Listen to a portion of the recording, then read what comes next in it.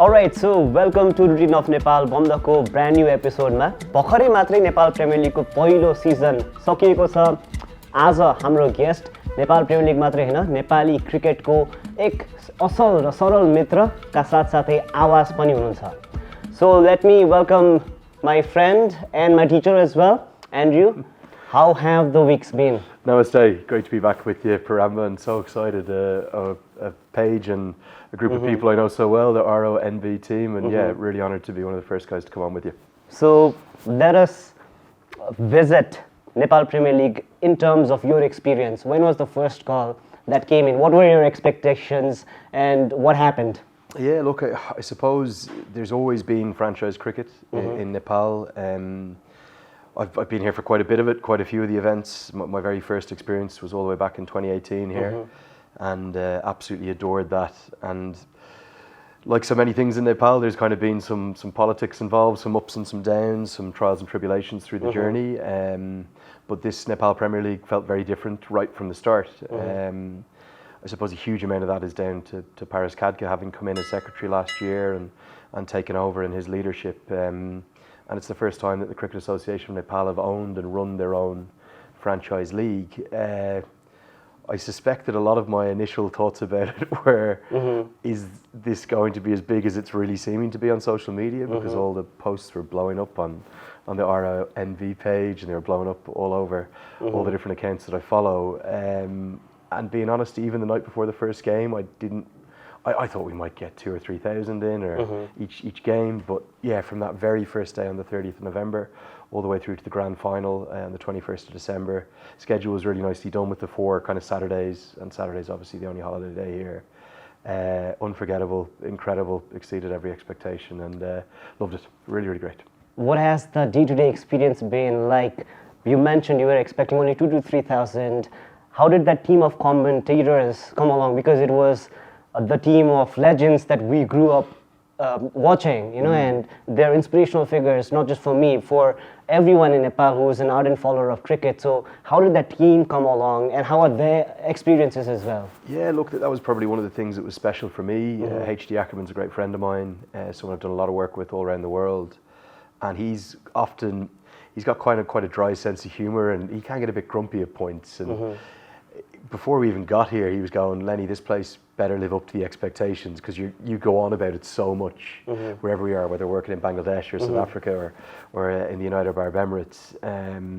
He always kind of gives me a bit of stick. And then when they were kind of trying to formulate the commentary team, I recommended HD, and HD messaged me and said, do you think it's worth coming? I said, and because he does a lot of work in Bangladesh, and he finds long trips tough there, because parts of this part of the world in the subcontinent can be difficult.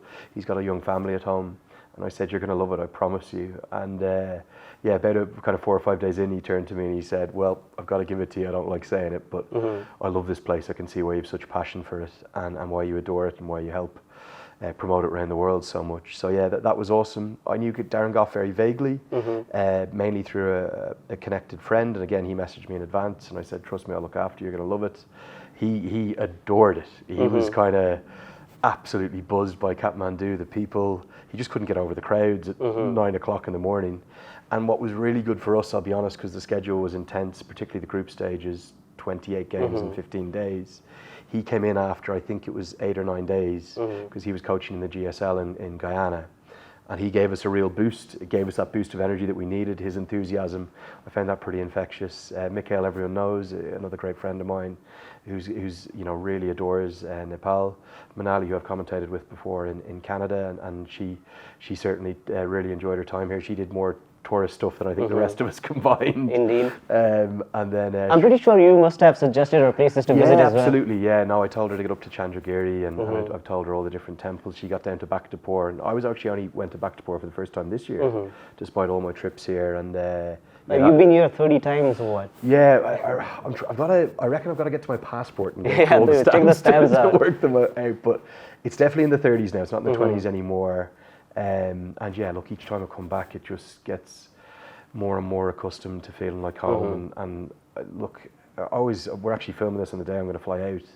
Always get sad when I leave. I find my time here very emotional. predominantly because of the people and how kind people are to me. So yeah, I always get very melancholic at the end of all events that I do, but leaving Nepal is always really gut-wrenching for me.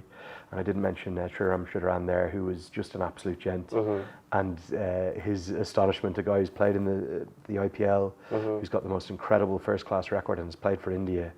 Even he, who's seen fanaticism in Chennai and all across India, he's going, this is something special. Indeed, like you mentioned, you touched upon how you feel about Nepal as well. It's always a bittersweet, moment when you have to leave, but we're very sure that you're going to be here back again very soon. I hope so. I hope somebody will bring me back. Yeah, and then there's this, sweet relationship between you and Nepal and Nepali cricket supporters. They call you Taklu Dai. Yep. And you call us your second home. How does this relationship, impact upon you and make you feel about Nepal and Nepali supporters? Yeah, look, that's a great question. I don't think I'll ever be able to put it into words what this country means to me. So somebody said it to me. It wasn't me that said this, but it's probably the closest I've got to explaining it. Someone said that if you're taken in by another country, another group of people, and treated as one of their own, that's about the biggest compliment you can give someone, and that is exactly the way I feel here. The nickname I adore as well. Like some people, I get some fans going, "You know what Taklu means?" And I'm like, "Yes, I do." Definitely. And I love being bald, and I love the fact that it's kind of a little bit disparaging, a bit of a slag. But I love being bald, so I don't really take it as that. And it's very complimentary with the elder brother. The respect that is. There's a lot of love. Yeah, but the respect that's so inherent in Nepali culture, and I'll often call cricketers my in and around the senior team my Dai, and they'll say, "Lenny, I'm not your Dai, you're my Dai," and I'll say, "No, because I want to show them respect back." But yeah, look, I find it hard to explain how much I adore this place and how much I would love to see it as a country and as a city and as a people continue to grow and self-actualize their potential, because I think the similarities with my country in Ireland, we were a very, very much I think back in the 80s they called it a third world country or developing world country, you would say now. We were a country that had every single, I think in my brother's year in school, he's 10 years older than me, he finished school in the 80s, and I think every single person in his year in school, barring 3, emigrated. So we suffered that for decades and decades and decades, and then our economy started to turn around in the 90s. Some speculate that it was on the back of the performances of the national football team who got to the World Cups in 1990 and 94. Yeah. And they went to the quarterfinals, and all of a sudden our Irish people and our background started to believe in themselves. And the similarities I see with Nepal, you might say, well, hold on, you're talking nonsense, it's just sport. But sport is so powerful.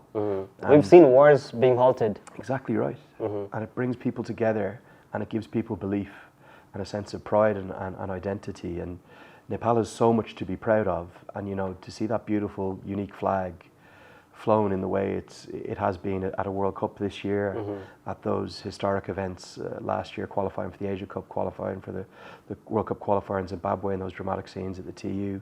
Then across at Mulpani, qualifying for that World Cup, that can lift people up. And you think about the number, and I mean millions and millions of people of Nepalese origin, the diaspora around the world now, so strong, particularly in Australia and America, where I spend a lot of time commentating. Those brilliant people can now start feeling even more proud to be Nepali and find a way to give back to their country, which I know so many of them are already doing. Definitely, sports is magic. It brings people together. There's no boundary. It erases all of those differences as well, the time zones that we talk about when we look at the maps. The other thing where I really have to be thankful on behalf of Routine of Nepal Banda and also the entire country is how good brand ambassador you've been of Nepali culture, traditions, food, and most importantly, which you do not have right now, the Dhaka Topi. It's in the bag. I always have it with me, my Dhaka Topi. I love that Dhaka Topi song as well. Whenever I wear the Dhaka Topi, you see somebody takes a clip of it and sticks the Dhaka Topi song over it. You have an incredible pride at your culture, and rightly so. You have a wonderful respectful identity and kindness that unlike anywhere I've been in the world. And I've been to some of the most perfect and beautiful countries. And I'll admit to it that before I came to Nepal, I didn't realize how special it was. You know, like so many who've never been to Nepal, they might just say, oh, that's where Everest is, isn't it? You know, and they might literally know very little else about the country. And as a consequence of your geographic location, and of course your love for cricket, some will say, oh, it's just like India. But I've done a lot of work in India, both through my time with the ICC and commentating, and the scale of difference is, of course there's some shared things, but the scale of difference is quite huge, and a lot of it comes back to the people, but as you rightly said, the customs, the food, the love of a beverage in the evening, the music. One of the big stories of the tournament for me was the music. Whoever hired that DJ, they did a brilliant job. And I think I've got 10 or 12 songs on my, I found them through Shazam, added to my Spotify now. We'll have to wait for your vlogs. I'm pretty much sure there'll be a lot of contents that you in your drafts that you're going to publish very soon as well. Now, Andrew, coming back to cricket, you drew comparisons between how Ireland progressed and how you've seen Nepal from the very nascent days of Nepali cricket, and it would not be wrong to address you as the encyclopedia of associate cricket, on top of that Nepali cricket as well. So how do you see Nepal progressing when you first were here and now with NPL, and the impact that you think that NPL has, or the potential it has of contributing for the growth of Nepali cricket? I think the latter part of that question is going to be very hard to answer immediately because the scale of potential is almost a bit scary. I gave Paris Kadka a stat when I interviewed him in the final. That there's only one franchise league in its history prior to the Nepal Premier League that's had a one-run win, a one-wicket win, and a super over in its first year. Now you might think, oh, well, that's just a quirk of fate, but that other league was the IPL. And we've seen the way in which the IPL has revolutionised Indian cricket in 17, 18 years. Truly transformative, both for cricket in the country and I actually think for the country itself. It's now the highest valued sports league in the world, I think maybe with the exception of the NFL. It's more valuable than the Premier League football. Many people can't believe that, but that's true on a per game basis. And it has grown Indian cricket into the behemoth that it is. Will the Nepal Premier League do that for Nepal immediately? Probably not. But I think the scale of potential is actually there to, not just turn Nepal into the Galactico of associate cricket, but very much the potential to be the next full member test nation of the ICC. And that's, I think that's what the aspiration should be. There are many, many challenges here, particularly, you're talking about a country that is 2/3 mountainous. So getting flat pieces of ground for people to play cricket in. And a lot of the developments and positive developments in the country have been about, these large-scale stadia projects. We're going to see the TU redevelop now, the floodlights go in next year, which will be quite epic, to say the least. I can only imagine what it's going to be like with a 7 p.m. kickoff. First ball there at the TU. Maybe for next year's NPL, who knows? But I think there needs to be a concerted effort at not just big stadia facilities, but just good basic grounds with good quality turf pitches and good quality training facilities. I know there's a number of private ones here in the valley, and I know down in the Terai region there's exceptional facilities by associate standards in particular. But you need good quality practice facilities, particularly good grass pitches for the players to continue to develop. If you look at on the field in this Nepal Premier League, probably one of the big shortcomings was the local batters. Okay, so yes, Rohit Paudel was quite exceptional, and he is a brilliant player. Kushal Malla had a very good tournament with the bat, as did Dipender Singh Ari, as did the veteran Binod Bandari. They were the only four to get over 200 runs in the comp. And that's a weakness, it's a big weakness. And if you look at that in terms of the struggles in ODI cricket for this calendar year for the national team, that's also reflected. So we've not been able to produce better batters. Correct. But a lot of that will come down to the pitches and the quality of facilities that you get to train in. So yes, it's fantastic if we redevelop the TU into an all-seater stadium and you've Gautam Buddha, or you've got the Extra Tech Oval down in Barawa that come up. I think there's another one in Chitwan as well, come up as a stadia, many stadia. but you need good quality training facilities to support that as well. So the impact of this league, to kind of get back to your question, on the future of the national team and the future of cricket in Nepal will be absolutely massive, and it's all the bits and pieces that will come alongside that. I've been really impressed at the way the franchises have started. All 8 of those franchise teams very much look as though they're in this for the long haul. They're all majority Nepali owned, which was compelled upon them by the government. I thought that was an exceptional move from the government. Good decision after the problems we had with one previous league in particular. But those are the steps that you learn from. Absolutely, but there is every chance that this will become, by a distance, the biggest league in associate cricket.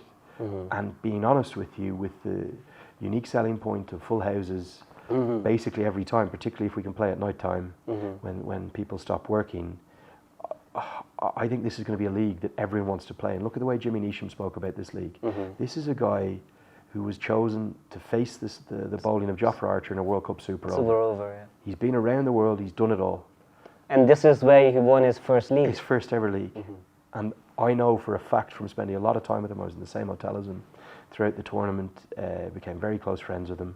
He adored it here. And the words that he spoke, he said, I think this league's right up there. This is in its first year. So it's hugely exciting. I hope that the growth is a steady growth and people don't get carried away now and, okay, well, we need to bring in a load of players from X or Y. Keep the associate balance. Hopefully, I'd be almost certain that next year the ICC will sanction this fully. Therefore, they'll be allowed to be bigger name, full member players in. This year it was a restriction of 4 in total in the league. The sky's the limit for it, but grow it gradually and steadily and bring the growth and the future of all cricket in Nepal along with it, not just the franchise game. It's got to be about young boys and girls, inspiring them. It's got to from be the grassroots. Exactly. And in fairness to Paris has said that many times. He says, I think we actually now have an infrastructure across, and they spread the franchises beautifully from west to east. All the provinces have it. Exactly. Every single one of the 7 provinces has one. There's 2 in Bagmati. In Bagmati with Chitwan Rhinos and Chitwan Kathmandu. And Kathmandu. Yeah. So, you've got that great spread. You could not have had a more successful first year. And probably the best thing is now you've got, 9-10 months at least. I think the talk is it might come a little earlier in the year next year. But you've got 9-10 months to properly prepare season 2. In addition to that, obviously Jimmy has been an asset to Nepal Premier League. The way he played, the way he represented Janakpur Bulls, and the way he performed has been an inspiration not just for the fans but also the players who have been in and around the Nepali team, who've been in the Nepali team, obviously for them as well. I'm pretty sure you had some conversations with other overseas players as well. How was their reactions like? Yeah, I'll talk about the other overseas, but first just one more line on Jimmy. He was pretty good in LOD as well, wasn't he? Yeah, I saw him waving the flag of Janakpur Bulls. It was had crazy. The flag out, he was right up at the top of the stage. He didn't need any encouragement to be handed the mic, and not quite sure what he was saying. I've watched it a couple of times. It seems like a very fun guy as well off the pitch. He's an awesome guy. I played a couple of rounds of golf with him, which I won. I would like to have on the record. I'm sure he'll see this and give me some stick. Me and Kevin O'Brien beat him and Chris Soule, the Scottish fast bowler. Look, Jimmy was in many ways the standout. Obviously, when you win the trophy and you have such a big impact on your team, like he did throughout the competition. But Mohammed Mohsen was excellent for the Bolts as well. Saif Ali Jabe was also good. Yeah, Saif Zaid, obviously player of the tournament, probably a little bit unheralded coming in, but someone who's very, very well thought of in the English county game. Debuted at the age of 15 for Northampton, so real talent. The Sheikha effect was a big one, having him in town. Again, it's the first year of the league, so if you get offered Sheikha for 4 games, you take him. But you'd love to, if you get a big name in, you'd love to have them for the whole thing. And now I think he had a league or a commitment to go down and play in India, which is fair enough. He was great. I thought Chris Soule bowled excellently. Brandon McMullen kept showing us his potential, the Scottish star, but he kind of dipped a bit in and out. Raymond Reefer had an excellent tournament. He was really, really good. Kugaline was magnificent. He bowled with real pace. And again, being honest, he showed up a shortcoming and a weakness that Nepali batters have against express pace and pace. It was necessary as well. Yeah, but you notice that big time. I think we had 10 players from England. Some of those disappointed. Nathan Souter is a really good bowler, and I think he battled with an injury and didn't quite get the run he wanted. Steven Eskenazi's a great player. Very poor first 5 games. Then he got some runs, I think, in the 6th match.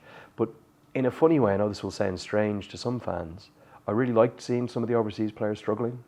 Because that kind of showed up the talent of Nepali cricketers as well. Yeah, and you know, some of the most memorable things in the entire league for me were local bowlers, the likes of Rijan Dakal, who had such a good tournament, cleaning up top quality overseas players. He probably got this opportunity to learn from the very best in his team as well. Someone like Sohail Tanveer talking to him, giving him that input. That is what we expect from leagues like NPL, don't we? And that's all franchise leagues, and that's where the strength of that, what Rijan will have soaked up in and around, being in and around Sohail Tanveer, like him, a left arm bowler, very different style. But what he'll have learnt from him, both on the pitch but also off the field, a lot of the biggest learnings you take are sitting at breakfast in the team hotel with the guy, and it's not a coaching session, but something comes up about the way to approach, you know, death overs from round the wicket or whatever it may be. And that is worth its weight in gold. Tanveer, World Cup winner with Pakistan, an incredible white ball player, an IPL winner, of course, in its inaugural year. He was excellent as well. I thought there was some strange use of some of the overseas players. I thought Yannick Lofty-Eaton was horribly underused. I thought when the SOS went out to Basil Hamid, I thought that was a strange one. He struggled a bit coming in. You know, it's difficult coming in for just 1 or 2 games. Unmukt Chand did a very, very poor tournament. Even Hassan Issa Kale, who comes in with a big reputation from Afghanistan, struggled. So yeah, there was, you know, Martin Guptill got a 50 in the first game, didn't get a run after that. So it was funny. Like Ravi Bapar was outstanding. Milantha was also good. Liru Milantha was the leading run scorer in the end. I think Bapar ended up second. Andries Ghuis, the first Centurion, was quite brilliant, and he's a wonderful player. But yeah, the fact that, you know, maybe half of the names that I've even left out there really struggled, and half of them succeeded, shows that the league was of a very good quality, particularly the bowling. And the left arm spin bowling quality, I haven't even mentioned the 16-year-old. I was going to get to that. Sharma, you know, quite remarkable. That was one of my favourite moments of the tournament when he got Nisham out. Yeah. It's stuff of dreams.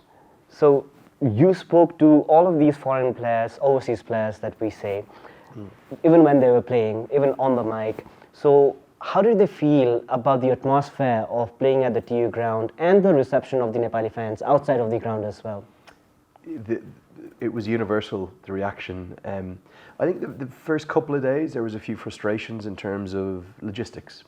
And again, you've got to remember, if you've got 8 franchise teams, they can't all stay in the same hotel. It's not possible, really. So I think they were spread across maybe, I want to say 5 hotels, definitely 4 at least. So, you know, the ones who might have been a bit further away, the other side of the city, they were finding it tricky to get across to the ground, the training schedules, because again, in those initial days when Lumbini didn't even play till, I think it was game day 6 or whatever it was, you know, they'll have been looking for lots of training. They might not have been able to get quite the access they would have liked. The number of turf pitches in the city, sometimes they were having to go to indoor centres or artificial training. So there was a tiny bit of initial frustration, but it was a universally positive reaction in terms of the quality of cricket and particularly the fans. And the reality is that this league succeeded because of the Nepali people, because of the fans, because of the love of cricket. Yes, absolute huge credit to the Cricket Association of Nepal and everyone involved in setting up and running the league, the sponsors that backed it, particularly the ground staff who somehow got 32 games into the TU across 20 odd days. But the fans were the story of this league. And people forget that it makes everything better. It makes our job in the commentary box better. It makes the pictures that people see at home. Like if you turn on I don't want to name other leagues, but there was another league running at the same time with a massive stadium and there was nobody there.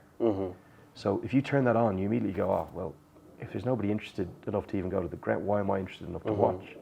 If you turned on, I think particularly one of the Sudar Prashim games on a Wednesday morning at 9 a.m. and the place was packed. It was against Janapur Bulls. It was their first match and it was full house by 9. It was crazy. It was absolutely crazy. And I remember Darren Goff turning to me and going, he's just gone, he's like, Lenny, what is this? I went, welcome to Nepal, mate. This is it, and this is why I genuinely, and I'll be honest, I occasionally get a bit of stick from other commentators or players of, you know, you're too pro Nepal, or you pretend everything's perfect there, or you go on about it too much. Stop talking about it. But I just think it's such an incredibly special place. It deserves more attention, and when you've got an icon like Darren Gough, one of England's greatest ever, Darren Gough MBE, might I say, saying this is unbelievable, I love it and I can't wait to come back, that's good enough for me, and that filled me with a lot of satisfaction and a lot of heart, because I've always known Nepal is special, but you know, until people come and experience it for themselves, I don't think people realise how special it is. Great. So Andrew, now, beautiful lines from you again. Coming back to the cricket, you were touching upon that fact earlier as well. So what impressed you the most in terms of the emerging cricketing talent of Nepal? You mentioned batting was not that good enough, but bowling? Yeah, the problem is I'm not going to be able to name really a single batter of note. That might sound a little bit harsh. Someone who hasn't played for Nepal yet, I don't think, maybe Dinesh Karel. Okay, little left-hander, amazing background story, born here in Nepal, emigrated to New Zealand at the age of 2 and has come back. But again, he'll have played all his formative cricket on harder, better quality wickets in Auckland. But even he didn't tear it up, but he just showed there was some shapes and some shots, particularly that 170-odd opening partnership with House that was so impressive. Bashir Ahmed, who has played for Nepal for the Kings, I was really impressed with him. He's added a little bit of power to his game. He took apart the spinners, and all the runs that he got were tough. Ishan Pandey, because I've named 3 left-handers here. Again, very intelligent cricketer, very bright kid. He's a doctor. The runs he got were tough runs, and he was playing a role that was very difficult, often with very few balls to deal with. I think Bashir Ahmed and Ishan Pandey may knock on the door of the ODI team. They could be in and around it. But outside of 2 standout innings, obviously Rohit Powdell and Dipender Singh and Kushal are brilliant, but we know about them. We've already heard of them. So in terms of batters that were uncovered, Lokesh Bam played 1 innings of real note and real quality in that miraculous 190-plus chase. And also Bibek Yadav played 1 outstanding knock, but that was in a losing cause and then didn't really back it up again. So I can't think of a young batter. Maybe Arjun Gartry played a couple of innings, where you said, okay, this kid can play. It was all about the bowlers, particularly the left-arm spinners, and I'm going to forget some here. Lalit Rajbanshi is the premier left-arm spinner in the country, and many will have felt he should have. What a tournament he's had. Unbelievable. Bowler of the tournament, without a doubt. Pupadu said they wouldn't have won the tournament without him, and he's right. In that high-scoring final on such a good pitch, for him to bowl 4 overs, 1 maiden, 1 for 15, exceptional. And he's so clever, but there was many others who I thought bowled really, really nicely. Naren Saud took a 5-wicket haul, under-19 bowler. Bipin Sharma was quite sensational for the age of 16. I think he ended up with 13 wickets. The emerging, great future ahead for him. Oh, incredible. Emerging player of the tournament.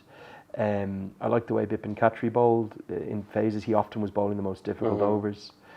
Sagar Dakal had a slightly disappointing tournament, potentially. Shahab Alam, again, he's such a good bowler, but not quite at his very best. I thought the youngster Dipesh Cadell was very, very impressive at points. But the seamers were probably the thing that will fill Monty Desai with the most pleasure. 2 of those coming back from Australia, Nandan Yadav, who is quick and has real skills at the death, showing the benefit of playing on hard pitches down there. Kishore Mahato, who I think a lot of the Irish boys, when Nepal very nearly beat Ireland last year at the qualifier, thought a lot of. And then we lost him for a little bit to Australia. Hopefully he'll come back. Pratish GC had an excellent tournament. But yeah, in some ways, the seamers were kind of the pick of them. The lack of use of Gulshan Jha surprised me. Karnali seemed to have their own thoughts on the balance, and maybe the best of the lot was Rijan Dakal. The movement he was getting with the new ball, quite brilliant. So Andrew, you mentioned about the batters, few of the young Nepali batters who you see prospects of knocking on the doors of the Nepal national cricket team. You mentioned the bowlers as well. So any standout all-rounder that you saw who's not yet represented Nepal in the Nepal national team or Nepal A as well? Yeah, probably difficult to get one out there. There is just something about Bashir Ahmed. I know he's got, I think, 4 or 5 caps. He played a couple of games on the Tour of Scotland. but he's gritty, he's tough, he's nuggety, and he's very likeable. I think he's a pretty good fielder. I think if he could just get a little bit stronger, he's already got stronger. If he could be as strong and as fit as Deepinder Singh Iree and Rohit Paudel are, maybe he's one who could have quite a decent international career coming up. The only shame as well was that there was quite a few under-19 players, the likes of Hemant Dami, Akash Chand, even Subhash Bandari, whose opportunities were very limited. And that may be something for year 2, where do they look at a dedicated under-19 slot in the starting 11? Now again, for this year, because the Asia Cup kind of clashed, they couldn't and shouldn't have done that. But maybe do you look at that, given the amount of good young cricketers across the country, do you have a kind of dedicated under-19 slot? Because I know Hemant Dami's over age now, he's not under-19 anymore, but to see a bowler of his quality, I don't think he might have played one game, I'm not sure if he even bowled in that game.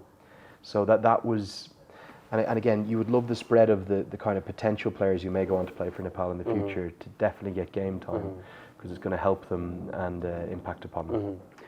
Having been a great observer of Nepali cricket that you are, and the way you talk about the details that get often ignored even by journalists like us, what are your suggestions, not just for the governing body of cricket in Nepal, but also because you met the Prime Minister a couple of days back, right? So what was the conversation like? What did you suggest him? I'm pretty much sure, because you're doing a lot more than the government of Nepal is doing in terms of what should be done in terms of awareness or in terms of inspiration. So what was the conversation about? Well, I wouldn't say that, because I'm not a political person, and I have no idea. I'm sure they're doing an awful lot. It was a very overwhelming experience. On Friday morning, I was fully suited up, ready to go and play golf, and got a very clear instruction that I wasn't to go and play golf, and that I needed to go and meet the Prime Minister. And nobody explained why that I was being called there. That often happens in Nepal, and incredible experience to get to meet him and be, I guess, somewhat feted or celebrated by him.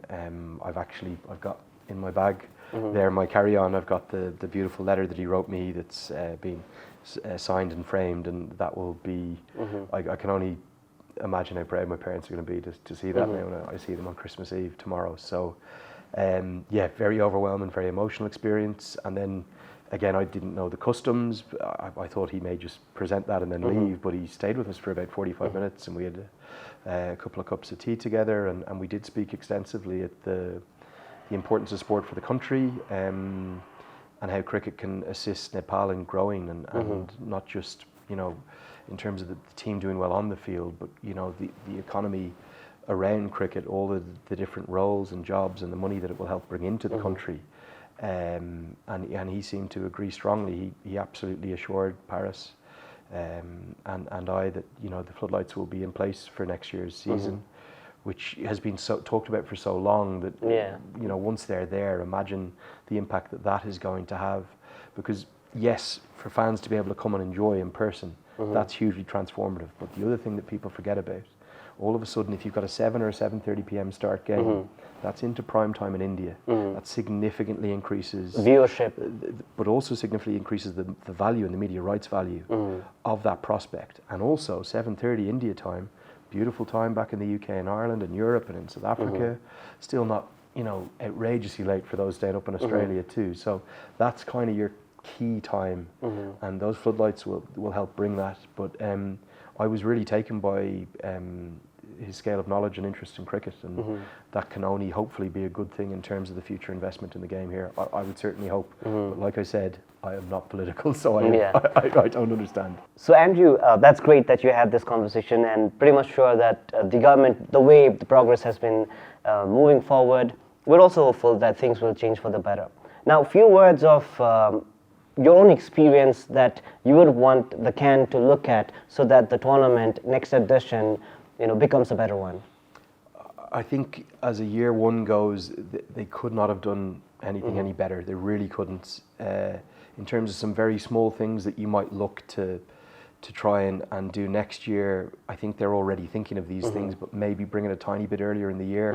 It did get very, very cold. We had snowfall, I think, in and around the 10th of December, and the 9 a.m. starts. It was crazy. At one point, the entire outfield was frozen. I don't know how the ground staff managed to get us started on time. Real heroes, the curation team. I think getting it properly, fully sanctioned, so they don't have that restriction of just 4 overseas full member players that are currently playing full member cricket. I'm almost certain that will happen. That will be a massive one. I'd also maybe just like to see a little bit more relief in the schedule, so that you're not squeezing 28 games into 15 days and just the occasional day off, both for the players and for you as well, the broadcasters and everyone working on the event. You know, it was a real marathon there through the group stages. I also think there was so many successful things, but the ability to get it broadcast to every corner of the world, that has to be looked at too. So in year one, it was only in India on Star Sports, which is huge. You cannot get any bigger than that. And on Fanco, that was one of the great coups of the tournament.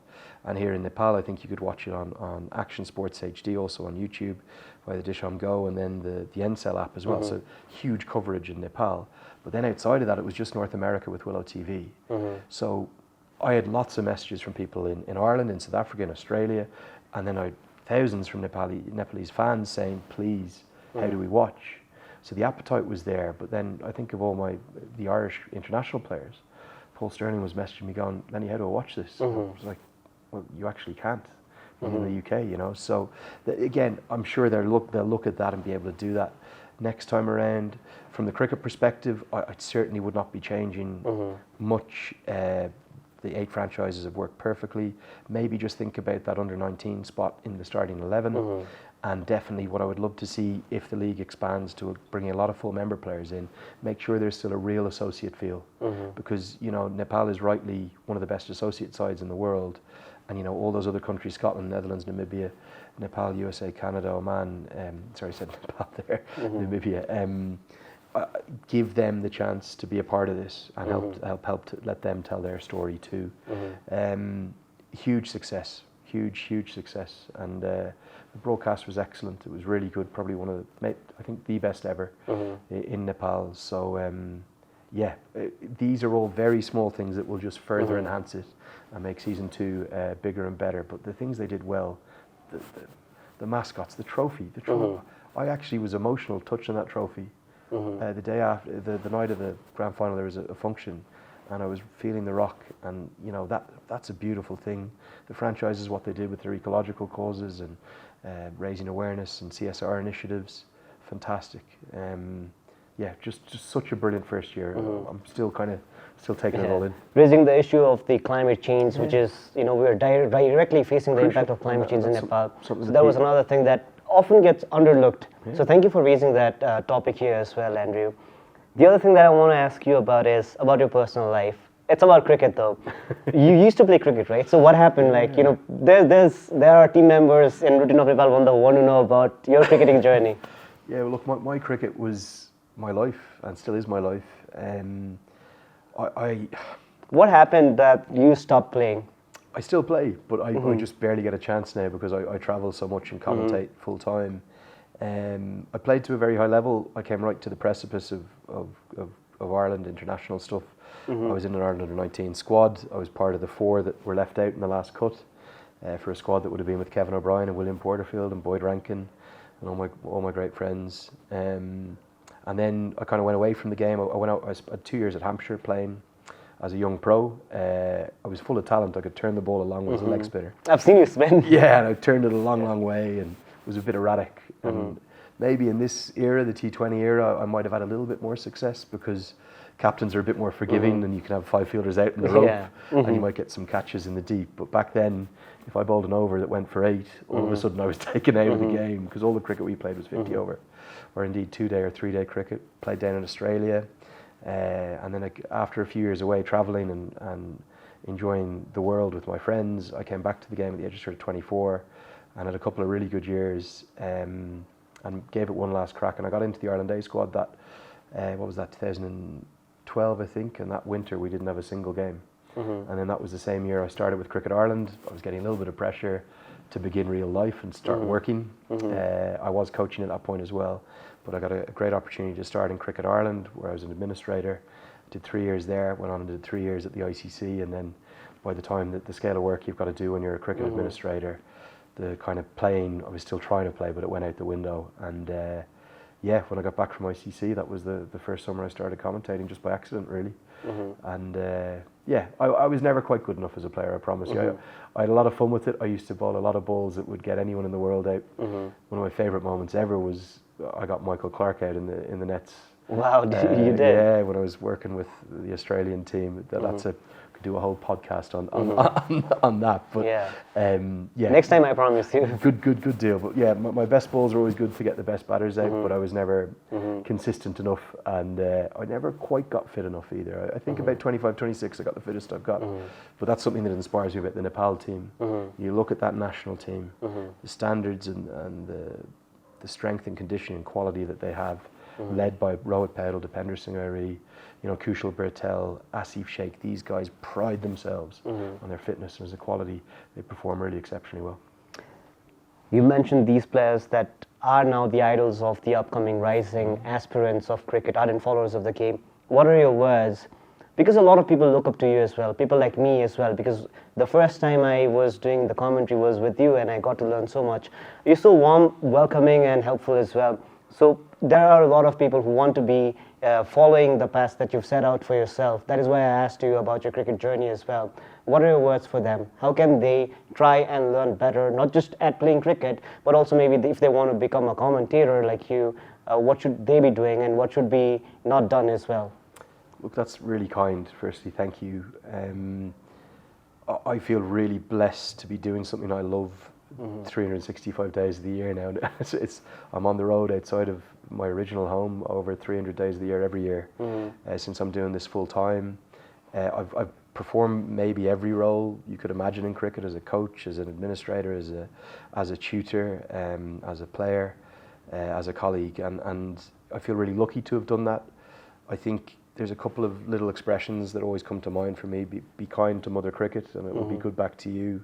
I adore the game. I love the game. It's given me the life that I love, and I owe it everything, and I'll always be respectful of it and try to encourage people to love it the way I do. I love cricket. For those who want to get into cricket, there is such a growth in the game now, particularly in Nepal, that all you need to do to get into the game is really find an avenue. There are so many avenues now, whatever speciality it is, whether you want to be involved in the media side of it, the coaching side of it, there is pathways in, and it's a welcoming, beautiful game that will give back to you. I think the biggest thing I've learned from all of my time involved in cricket and all those different roles is to be good to people and to try and learn from them. I could name you hundreds of people in every role, from the captains of the most senior full member side countries in the world, CEOs of the ICC, down to the scorer that was working next to us, a local kid who's living out his dream getting to score. And I've learned just as much from that scorer that I've spoken to, and just as much from the CEO of the ICC. One of the big things that is baked into us in Ireland, and sometimes isn't always the case in all parts of the world, is that you treat everyone the same, whether they're the same in Ireland as whether you're the Prime Minister or the dustbin man. And I think that's an important thing, and I always make time for everyone wherever it is, whether it's somebody on the street who wants to say hello, or whether it's we probably had a 70 or 75 person crew putting together those pictures, and not every day but throughout the broadcast I would make sure to go and see every one of them at some point and thank them for their work, because they're as important a cog. We may be the commentators may be the ones who are front and center in front of the camera, and at sometimes really highly pressured environments with difficult situations where communication systems go down, but without the other people's work you wouldn't be able to do your work. So I don't know, without sounding too kumbaya and all is good in the world, if you're nice to people, I think generally be kind and be honest to your art. People are hopefully nice back to you, but I'm so blessed to be doing what I do. I love it. Last question, Andrew. You have to sing your favorite Nepali song for us. definitely not going to sing it. If you gave me 3 or 4 evening drinks, I would.